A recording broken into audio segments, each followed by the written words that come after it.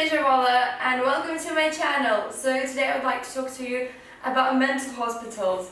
What happens there, what do they look like, because I've been to one for a month and then to rehab for another 4. So kind of know what I'm talking about.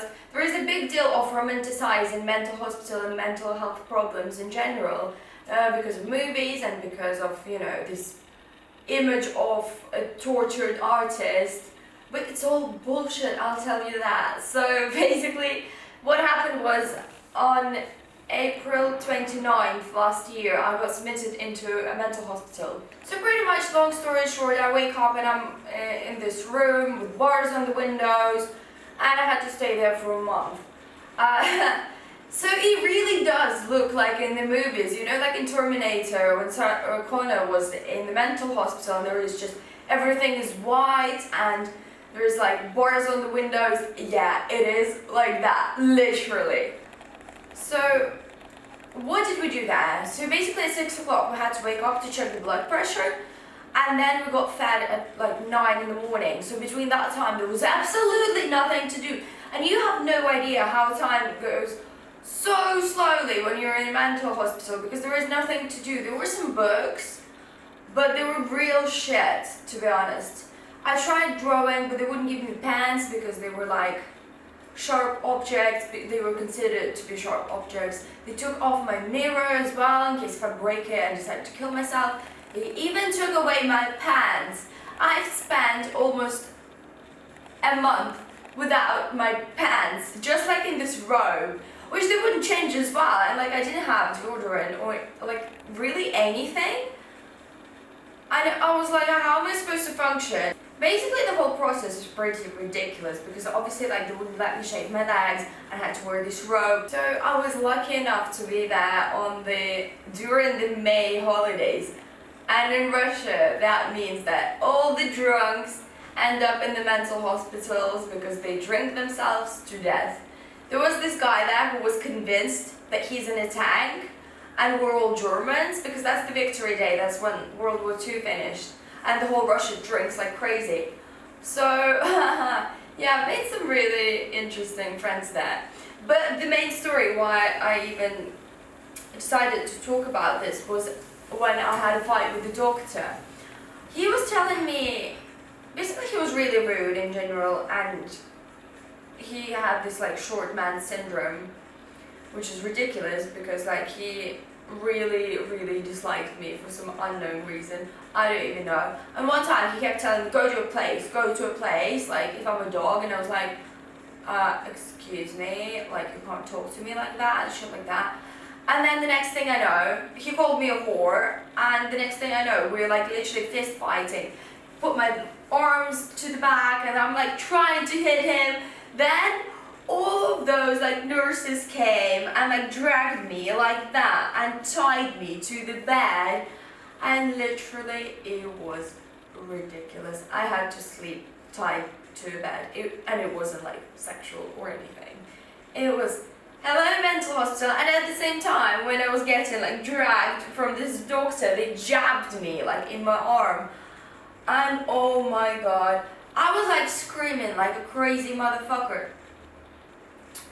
So that's what happened. And then another day, there was this guy there who really desperately was trying to escape, and he was faking, maybe he wasn't faking, but it really looked like he was. Like his appendix was bad and he needed like to get surgery. But all the doctors sometimes would leave, and there was this huge metal door where the doctors' offices were. And we just had this corridor, and sometimes I would just like go around this corridor and like sing or dance. And they were like, this is inadequate behavior. And literally I just got punished for trying to make my life not so miserable. And they were like, if you're gonna cry, you never leave in this place. So I was hiding in the toilet to cry. Yeah, that happened. So this guy is desperately trying to escape, and we're all like banging on the door, this metal door where all the doctors are, because he's pretending he's sick, but like really efficiently pretending. And then he hit the fire alarm, and it didn't work. So what I decided to do is I was like, okay, he's gonna like fuck off, and I'm gonna try to escape as well. So I went into this weird hidden room, right? And it was really weird, you know, like Flying Over the Cuckoo's Nest, like the movie, but I went to see it in theatre once as well. So it was kind of like that. It was like some weird machinery from like USSR and like this bed, and that room just looked like really weirdly decorated, like it was from the past. I've heard that like my mental hospital moved to a different block of the hospital where it was located, but and probably they just didn't redo it. Maybe I don't know, but it was freaky as fuck. So I sneaked into that room and I've hit the fire alarm, and that one worked, right? So the doctors ran out and we were all standing there, and this guy's like, "Oh, my appendix." And I'm trying to get the fuck out of that. I'm like trying desperately to escape, right? But the bouncer kind of didn't let me, and here I am like this on the floor with my arms back once again. Yeah, it wasn't really fun at all. I tried reading, but they only had like crappy books, and they gave me some ridiculous pills. Like I would ask them to give me some like calming stuff, but then eventually they were like, okay, if you're gonna have it, like you need to ask your doctor about it. And I wouldn't ask my doctor because he said that if I'm like crying, then I'm never leaving this place. So I was really kind of like trying to not be on meds, but like they would put the dropper in like every now and then. And I was pretty fucked up. I don't even know what meds they were giving me, but I was crying full time. Literally, I cried so much. But I tried like drawing and painting and tried kind of to like retain my life and not get completely dissolved in this crazy situation. And I thought this will be it, right? So eventually, because of the holidays, like there was a doctor that was supposed to see me to kind of detect whether I do have BPD or not, or maybe something else. And this doctor could make it there for like a fair amount of time, so I had to stay there for like almost a month. I don't even know that. I feel like half of it was absolute bullshit, but still, it helped in the long run. But it was like an absolute torture. And another thing I remember is I was always very, very hungry. Like I would bang on the other medical door and just ask the nurses for bread, because I was like, oh my god, like, you know, when you're so bored, when you don't even have a chance to do anything that's not like meditation. It's fucking crazy. So yeah, the guy escaped successfully. I've never seen him again. Maybe he got relocated to another mental hospital, I don't know. But that happened. And then eventually, when like my month was finishing, and I didn't even know, I was like, do you not want to like let me out? And they were like, no. They took away my clothes. It was completely dehumanizing, to be honest. It was ridiculous. Like I got my period and they gave me a diaper. Like, I'm sorry, but what the fuck? Then they brought me some pads like a couple of days later, but like I had to wear a fucking diaper and a robe for a couple of days. Like, what the fuck? And that was considered to be like a good psychiatric hospital, like private one. I had a friend who was like so out of it. It was like this Georgian guy who was like traveling in Vietnam and Goa and all of that, and doing heroin full time. So we kind of became friends. And then just really loads of random people, but like we kind of all got along. So when I finally got the appointment with the doctor, I came into the smoking room and I was like, guys, help me out. What do I need to say to get the fuck out of here? And they were like, just be yourself, just tell them whatever, because you seem pretty normal. And I had like my arm completely sliced up, that's why I even landed there.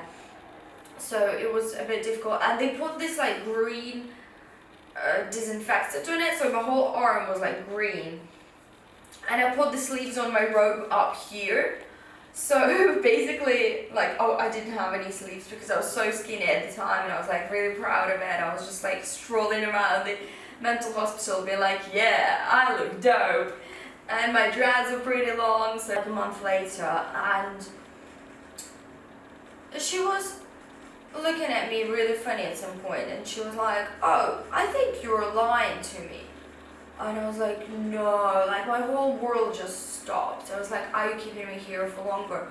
You have no idea. It's like, it's not just isolation, it's just the fact that there is nothing you can do to make time go faster or just anything at all. It's just like continuous ridiculousness. Every night we would get jabs so we would fall asleep.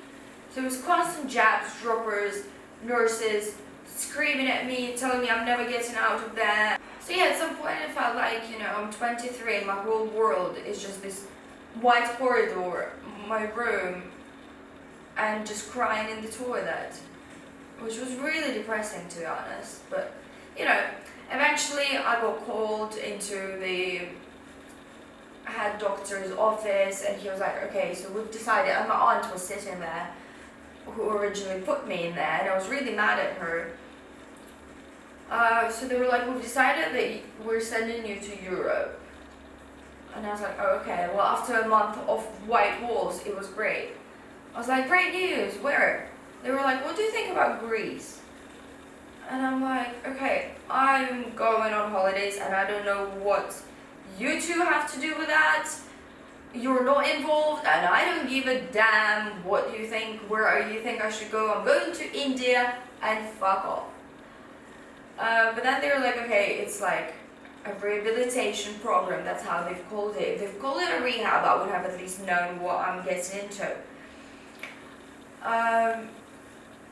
So they were like, you're going there for a month and it's just gonna be fine, like don't worry about it, there is gonna be some doctors, you will just rest and chill and have like psychiatric support for a month. And I was like, okay, fair enough, I could do that, it's just another month and then I'll be back. And I didn't know at that point that they will make me stay there for 4, and I was supposed to stay for 5, but basically my rehab got shut down, like this branch, which was in Cyprus. So I get there with the doctors. It was the first time in a month when I've been outside and it was sunny, and I was they shoved me into the car straight away, and like we went to the airport, and the doctors literally wouldn't let me go away, like 2 steps, nothing. And I'm like, fuck, these people are ridiculous. So the first month finished and I was hysterical and I was like, what the fuck, you've promised me I'm gonna be able to go, what is going on? Second month, third, fourth, then they announced the 5th, and I broke down after every month that they announced, because it's just this fact that you have no freedom, you're not allowed to go anywhere by yourself, you're on an island with your documents taken. How fucked up is that? So I feel a bit funny telling this story now because it's been like real difficult, and post-rehab life is even more difficult, but I'll make another video about that. I feel like it deserves another video because it's very complicated as well. But I guess it's not that I miss it ever, but it's been a great challenge that I'm happy that I've survived. So the rehab, obviously, you're under surveillance 24/7, and that's what's so crazy about it. Thanks so much for watching, guys. Don't forget to like and subscribe and hit the notification bell down below. I love you all. Peace, love, and namaste.